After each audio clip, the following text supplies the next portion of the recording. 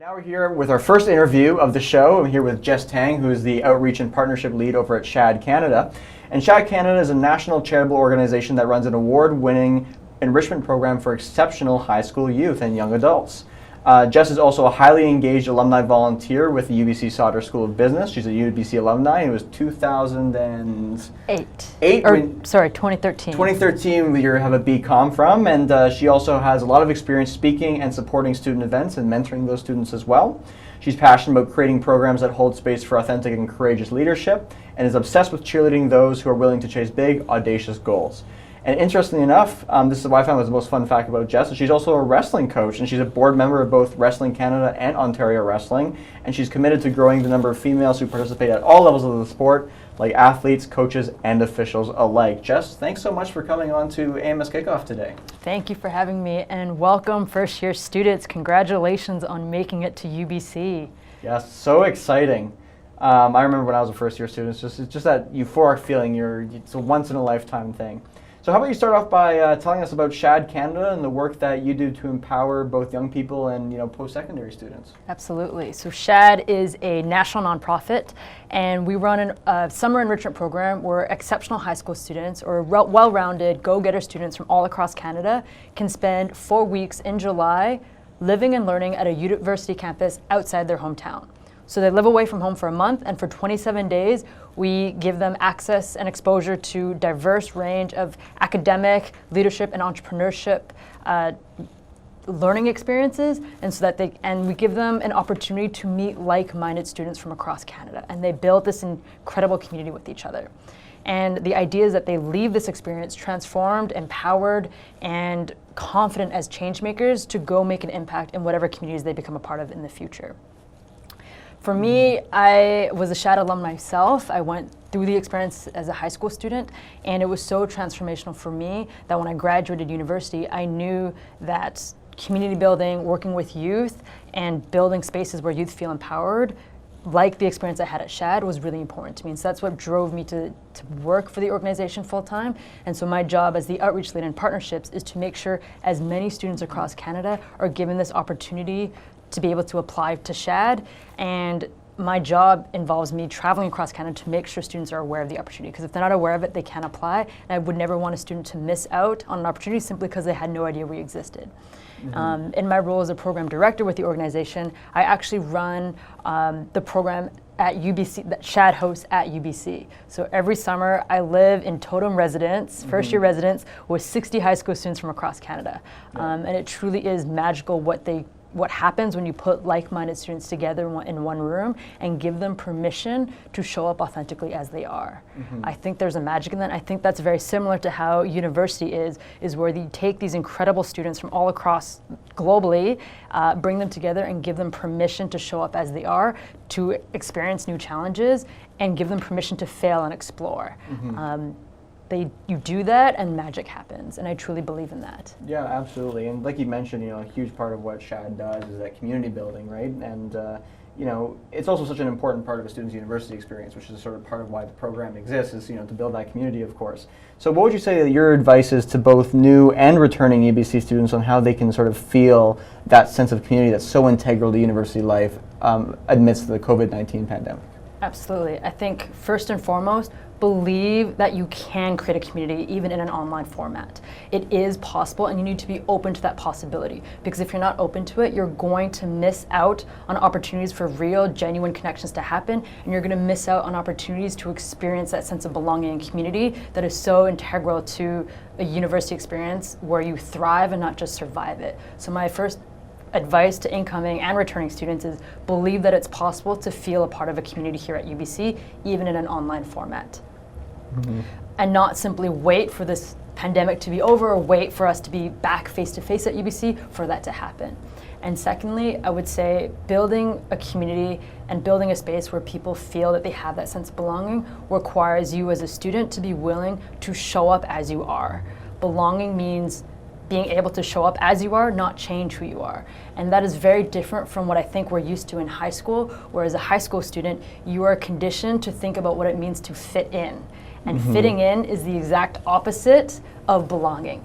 Fitting in is assessing and acclimatizing. It is looking at your environment and saying, what do I need to say, do, look like, dress, and be perfect like in order to fit in? And that is exhausting, and it means you are hustling for your self-worth.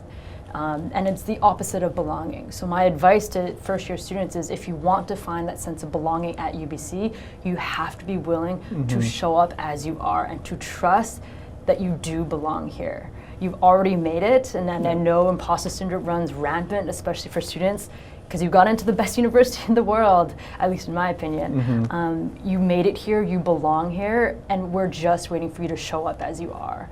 And so stop waiting to change who you are to show up, be who you are, and you're gonna find that sense of belonging, and you're gonna find other people like you who are going to value you for who you are. You give them that opportunity to see you for who you are, they're gonna value you, and they're gonna be able to be the ones that hold space for you to show up as that when you don't feel like the best version of yourself. So those true, lasting, genuine connections, those lifelong friendships that can come out of your UBC experience happen when you're willing to show up and show that with other people, and have the courage to show up and allow other people to see you authentically and genuinely.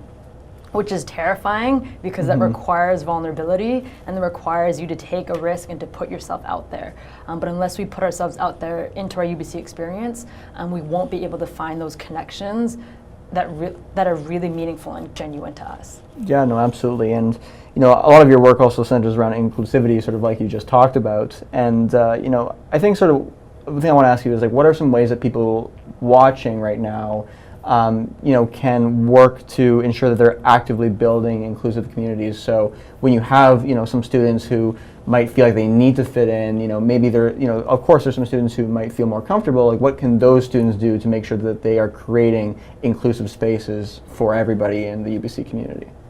I think first and foremost, it requires an acknowledgement that we have to be intentional about creating inclusive spaces. It doesn't just happen, and we need to understand that it is ongoing work that never ends.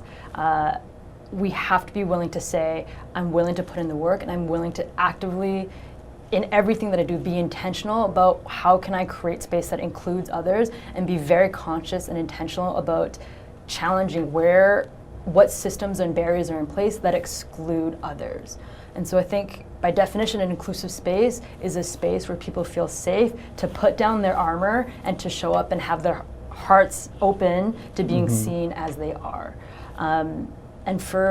In order to do that and to create a true inclusive safe space, it means we have to be willing to acknowledge and talk about the systems, the barriers, the systemic and structural barriers that hold people back, that are in place, and we need to be willing to name them, to take responsibility for dismantling them, and to be willing to talk about them. And to really name and say, unless we're willing to talk about biases and talk about privilege and talk about power, those systems won't change, and therefore those people who are marginalized won't have an opportunity to feel fully included in this space. And so when we talk about it, we can start to make changes towards it. Because if we don't talk about it, if we stay silent, those systems stay in place. You're either, through your actions, you're either upholding those systems, even by being silent, or you're actively dismantling by being willing to talk about them and to name them, and to know that this work continues on and is ongoing. And finally, I would say, as students looking to build that community and to build that safe space, recognize that don't hold those marginalized responsible for having those conversations, and don't hold those marginalized for being responsible for holding the emotional labor it takes to carry those conversations. For you need to be, as an individual, willing to do the work, willing to use your privilege to build the tables where these conversations happen, and to be explicit and intentional about of who you invite to the table to where those conversations happen. And it's not the responsibility of those marginalized to create that table, and it's not the responsibility of those marginalized to grant absolution to those who feel guilty about the pain that is experienced by those marginalized. Yeah, absolutely. Yeah, these are such important discussions to be had, and I know that these are conversations that we as the UBC community are going to continue to have, throughout this whole upcoming year. And there's a lot of work that still needs to be done, and I think that from the AMS side anyway, we're really looking to see how we can empower these individuals and like you said, dismantle these systems and actively work to do it, because it's not just good enough to be performative and say we're going to do it because we're just going to present it as such, but actually committing to true action towards inclusivity on campus is really important for us. So those thoughts are fantastic. Switching gears a little bit, as a UBC alumni yourself, you've had a lot of different experiences at UBC, and pretty recently too, only about a decade ago really, and even less actually from when you graduated. What would you say are some of your favorite memories of your time at UBC? Oh man, so as you mentioned, I'm a Sauder grad, and my experience at UBC was really characterized by a lot of the involvements I had within my Sauder faculty, and probably the most impactful experience I had was my involvement in an organization known as Sauder JDC West. So shameless plug, any Sauder students here, do JDC West before you graduate. You will not regret it. And so JDC West, why it was so impactful for me was because it offered two things. Number one, it offered a sense of community. Sauder JDC West is a team of 50 Sauder students who all have a collective goal of competing in a business case competition. And there's so much, and there was so much culture within the team that was all about not just creating a team, but creating a family. And so that's where I felt, oh my God, this is a place where I can really be who I am, and there are people here who have my back. And so that was really important for me. And my recommendation to any UBC student is find those spaces where people truly have your back, and you can feel that sense of connection by having that common goal of wanting to raise everyone up. And we weren't there to compete with each other, we were there truly to say, this experience, my experience matters and your experience matters, if we are willing to work together to lift each other up, not prove who is better than the other, or to compete for limited exec spots. And then number two, why it was impactful for me was it was the first time that I got access to mentors. I was a second-year student when I first got involved in the organization, and a fourth-year student took me aside during the process and said, hey, I really believe in you, I think you have a lot of potential. And they took me up for coffee and gave me a ton of advice, where they sat there and just listened to me. And that was my first exposure to what a mentor is. And so I think that's why it's really important for students as they're looking at their UBC experience, go be involved in these different spaces, because you're going to get exposure to a lot of upper year students who are willing to mentor you and who are willing to believe in you. No, for sure. And for everybody, there's so many mentorship opportunities that will find you on campus by getting involved, and there's so many upper year students who are really willing to take you under their wing and sort of help you out along the way. So those opportunities will definitely find you. Now, if you had to give an elevator pitch to a new first year student, what would you say are the most important things to do or try in your first year at university? Just like a quick 20-second, need to know before you get off at the 10th floor. Oh man, first year students, stay up till 2 a.m. eating Domino's with newfound friends, and just have live chats all night long. I think there's so many different events and things like that happen at UBC, which are awesome, but I think the most memorable moments were those moments where you knew after staying up all night just having really deep, awesome life chats that this person in front of you just went from a friend to a lifelong friend. And so be open to making those connections. And usually those live chats happen at 2 a.m. Over Domino's, late night Domino's deliveries to your dorm room, or at the NOM, which is just one bus ride away that's open 24 hours for UBC students to go have a meal at. Yeah, for sure.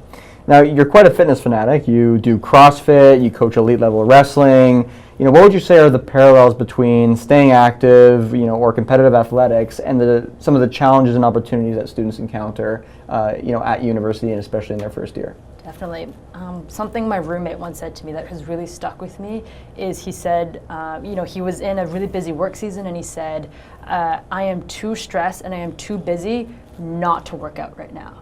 And that really stuck with me. The idea was that when we're really stressed, we have midterms going on, we have 600 assignments due, it's usually in those times of stress that our self-care, our focus on going to the gym and all those things that fill us up and allow us to thrive in our personal well-being, we put those to the side. When in reality, it's when you're really stressed that you actually need to find the time to incorporate those into your schedule to allow you to thrive and get through those really stressful times. And so I think learning what your self-care looks like for you and learning what it means to really take care of yourself mentally, physically, emotionally, and to be willing to ask for what you need and to be willing to say, me putting that in my schedule is not selfish, that's actually very selfless, because it means if I can take care of myself, then I can actively put my best foot forward in all the things that I want to do for myself, for my university experience, and for my community at UBC. Yeah, absolutely. And last question before we wrap up here. In your opinion, what would you say the most important thing for students to know, not only as they start their university lives, but also starting that experience in such an unprecedented time in human history? Absolutely. You are braver and more resilient than you give yourself credit for. You have survived every bad day that you've had so far, so your batting average is literally perfect, so bet on yourself. This is a really tough time for all of us, but as students, recognize that you are more resilient than you give yourself credit for, and you will be able to find meaning and find magic within your university experience if you are open to it. I really think those who don't believe in magic will never find it. Your university experience can be magical, and you will find that sense of community, and you will find moments of growth and transformation if you are willing to be active and put yourself out there and to look for those moments. And so recognize that, doing university online and doing this event online is not perfect, and it's maybe not what you expected, but at the end of the day, you're here to be real and not perfect. And so lean into these experiences, lean into what's there, and you'll surprise yourself with what you find. Yeah, no, that's absolutely fantastic. Well, thanks again, Jess, so much for coming on to AMS Kickoff today, and wish you all the best over the next upcoming year, and hope to see you around UBC sometime. Absolutely. Thank you for having me, and good luck, first year UBC students. Awesome. Thanks. And up next, we have the Sinbirds.